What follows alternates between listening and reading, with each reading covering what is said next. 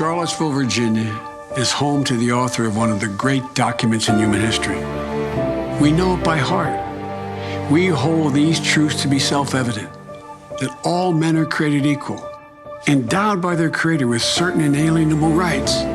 We've heard it so often, it's almost a cliche, but it's who we are. We haven't always lived up to these ideals. Jefferson himself didn't, but we have never before walked away from them. Charlottesville is also home to a defining moment for this nation in the last few years.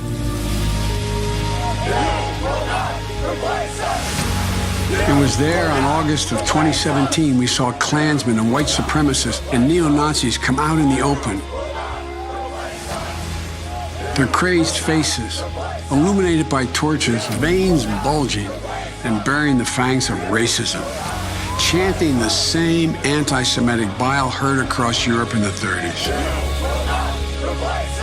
And they were met by a courageous group of Americans, and a violent clash ensued. And a brave young woman lost her life. And that's when we heard the words of the President of the United States that stunned the world and shocked the conscience of this nation. He said there were, quote, some very fine people on both sides. Very fine people on both sides? With those words, the President of the United States assigned a moral equivalence between those spreading hate and those with the courage to stand against it. And in that moment, I knew the threat to this nation was unlike any I had ever seen in my lifetime. I wrote at the time that we're in the battle for the soul of this nation.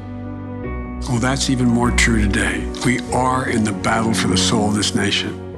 I believe history will look back on 4 years of this president and all he embraces as an aberrant moment in time. But if we give Donald Trump 8 years in the White House, he will forever and fundamentally alter the character of this nation, who we are, and I cannot stand by and watch that happen. The core values of this nation, our standing in the world, our very democracy, everything that has made America America is at stake. That's why today I'm announcing my candidacy for President of the United States. Folks, America's an idea that's stronger than any army, bigger than any ocean, more powerful than any dictator or tyrant. It gives hope to the most desperate people on earth. It guarantees that everyone is treated with dignity and gives hate no safe harbor. It instills in every person in this country the belief that no matter where you start in life, there's nothing you can't achieve if you work at it. That's what we believe. And above all else, that's what's at stake in this election. We can't forget what happened in Charlottesville. Even more important, we have to remember who we are. This is America.